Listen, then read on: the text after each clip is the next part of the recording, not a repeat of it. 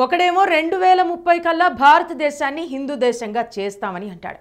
ఇంకోడేమో 2035 కల్లా భారతదేశం ఇస్లాం దేశం అయిపోతుందని భయపడతాడు. ఇంకొకడేమో రెండవ రాకడ రాక్షసుడే శిక్షుడై వస్తున్నాడు, 2030 కల్లా మొత్తం క్రైస్తవంతో నిండిపోతుంది అని అంటాడు. స్వార్థపరులారా, రానున్న కాలంలో భయంకరమైన సంఘటనలు జరగబోతున్నాయి. 2030 2040 కల్లా ఈ భూమి ఉష్ణోగ్రత 58 నుంచి 60 డిగ్రీలకు చేరబోతోంది. మీ హైందవ వీరులు, మీ క్రైస్తవ వీరులు, మీ ఇస్లాం వీరులు మీ మత రాజ్యాలు ఏర్పాటు చేయడానికి శవాల కుప్పలు తప్ప మనుషులే మిగిలే పరిస్థితి లేదు. పీల్చుకోవటానికి స్వచ్ఛమైన గాలి లేదు. కొనుక్కొని తాగితే తప్ప తాగగలిగే నీరు మిగలదు. అయితే అతి వర్షాలు, లేకపోతే వర్షభావ పరిస్థితులు. భగభగ మండే ఎండలో నిలబడటానికి నీడనిచ్చే చెట్టు మిగలలేదు. తినే తిండి మొత్తం పురుగుల మందులమయం.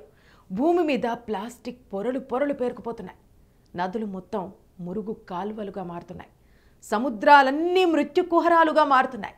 కొత్త కొత్త జబ్బులు, క్యాన్సర్లు, వైరస్లు. ఇంకో 10 సంవత్సరాల్లో ఈ దేశమే కాదు, ధ్రువ ప్రాంతాల్లో మంచుకొండలు కరిగి ఈ భూమి మీద 40% నాగరికత అంతరించబోతోంది. తుఫానులు, భూకంపాలు, పేదరికం, ఆకలి, అంటు రోగాలు ఈ ప్రపంచాన్ని సర్వనాశనం చేయబోతున్నాయి. అంతా నాశనమయ్యాక, అందరూ చచ్చాక ఇంకెక్కడ ఏర్పాటు చేస్తారు మీ మత రాజ్యాలు? ఇంకా ఎవడి కోసం మీ దేవుడి రాజ్యాలు? మన బిడ్డలు, వాళ్ళ బిడ్డలు హాయిగా సుఖంగా బ్రతకాలంటే కావాల్సింది ఈ దేవుళ్ళు, మతాలు కాదు. వ్యర్థాలు లేని భూమి కావాలి, స్వచ్ఛమైన గాలి కావాలి, కలుషితాలు లేని నీరు కావాలి. మీ తర్వాతి తరాల మనసుల్లో విద్వేషపు విషబీజాలు నాటడం మాని అందరూ కలిసి కనీసం తలొక చిన్న ముక్క నాటండి. శ్మశానాల మీద మతరాజ్యాల నిర్మాణం కోసం కాదు, సాటి మనిషి పట్ల ప్రేమభావం, సమభావం గల నవనాగరికతను నిర్మించడం కోసం ఆలోచించండి.